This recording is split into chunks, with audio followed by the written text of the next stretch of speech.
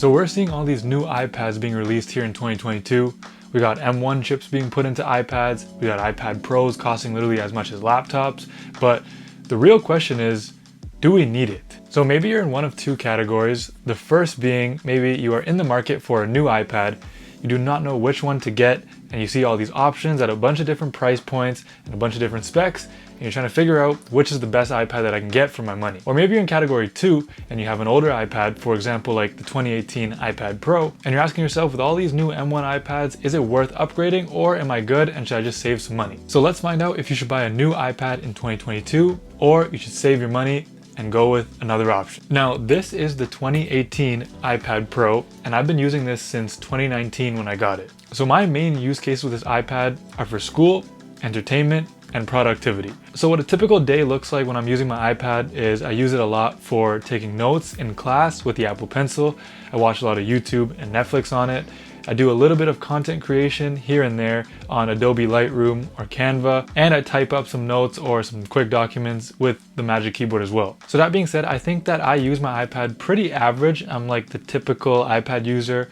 I don't know a lot of people who are really pushing these iPads to the limit with crazy video edits or a lot of photo manipulation or anything like that, where they really require all the power that the iPad has to offer. And let me just say, in my time with the iPad Pro from 2018, I've never had any issues, and I've never been in a position where I feel like I need more, whether that's the screen, the power, or the cameras. I've been straight. Now on Apple's website right now, you can get the 2018 iPad Pro 256 gigabytes for $599, or the 64 gigabyte version for $519.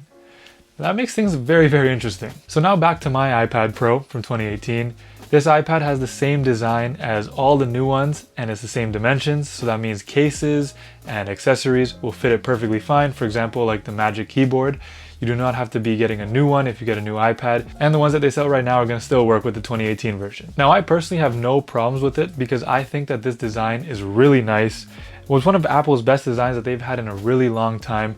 I think with the symmetrical bezels, the super thin design, the boxy shape, I think it looks and feels a lot newer than it is. And plus, since the design hasn't changed pretty much at all, you're not missing any of the new bells and whistles by getting a 2018 iPad versus a 2022 iPad, because it's literally the exact same design. Now, the only real notable differences in the iPad Pros from now and from 2018 is the camera module. The new ones are square, they have 2 cameras, and they have a LiDAR scanners.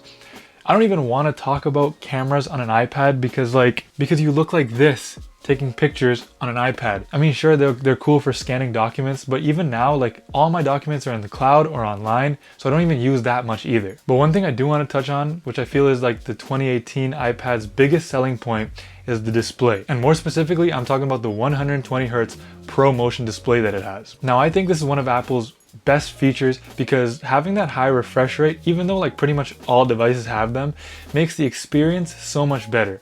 It feels fast and fluid, and having that still to this day makes any other screen that doesn't have ProMotion feel so much older and more sluggish than it actually is. So for example, the new iPad mini was just announced in 2021, but my 2018 iPad still feels more snappy and fast and better to use because of that refresh rate. So one thing to really consider is that the iPad Air, even the new one with the M1 chip, and the iPad mini do not have these faster refresh rates. And let me tell you, once you see a fast refresh rate, especially for some reason on an iPad, I feel like you can't go back. So for me personally, the faster 120 Hz refresh rate is definitely a reason to go for the iPad Pro versus the iPad Air. I personally think that it is worth the money to upgrade, and I'm telling you, once you see it, you're going to notice for yourself. To me, in my personal opinion, after using the iPad Pro with the 120 Hz refresh rate for so long, I feel like it's almost omitted the iPad Air completely just because it doesn't have that fast refresh rate. And another thing is that makes the iPad last for a lot longer because it feels faster for a lot longer as well. But also keep in mind that all of my other devices have 120 Hz, so I might be a little biased, but if you haven't experienced it and you don't know the difference, then by all means, the iPad Air is still a great option with a great screen. I'm just personally choosing the high refresh rate. Okay, so by now in this video, you could probably tell that I think the 2018 iPad Pro is still a great buy in 2022. Even with the new M1 chips being introduced with all the iPads and the 12.9 inches and all that, I still think that you should save your money and go with the 2018 iPad Pro. And this comes down to the biggest reason I have to go with the older iPad, and that is the software. iPad OS. Now for the regular user, There is literally almost nothing in iPad OS that requires you to need all the power of an M1 chip that runs in these MacBook Pros. Now, obviously there are a few people who are, for example, editing crazy videos in LumaFusion or creating artwork with multiple layers that actually do require the power. But for a majority of us, we are not doing anything on iPads that even touches the need to have an M1 processor in it. And this is part of the reason that the 2018 iPad still works so good to this day. I'll be multitasking, having 2 windows open, editing photos, and a lot of content consumption as well. And it handles everything perfectly fine. Like, I've never needed any more power than it has. To this day, it's been like 4 years. And that's what I'm trying to say, like iPad OS does not offer any features that take advantage of the extra power that comes from the M1 chip. It doesn't have any pro level apps really. It doesn't run anything close to Mac OS. So it almost feels like the M1 chip is almost like a waste of money. So to simplify, what I'm trying to say is that the 2018 iPad Pro is still such a great value for money because iPad OS hasn't offered us anything that requires us to make that big of a performance boost.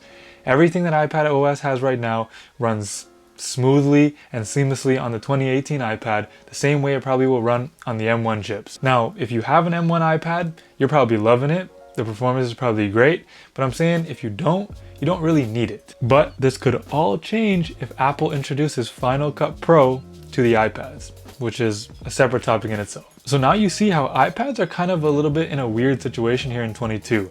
I think iPads are great as companion devices. Let's say if you have a MacBook, they act as a really nice secondary display or secondary device for content consumption or creation, whatever you're into.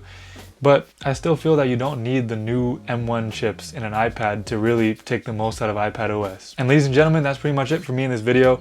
To sum things up, I still think the 2018 iPad is a great buy in 2022 because iPad OS still has not shown me anything that makes me want to justify the M1 chip. And if you're in the market for a new iPad, check Apple's refurbished section on their website because those are very heavily discounted products and you can still buy Apple Care on them, which kind of makes it a no-brainer. So I hope you found this video helpful. If you did enjoy, consider subscribing and leaving this a big thumbs up. Thank you guys for watching, and I'll see you guys in the next video.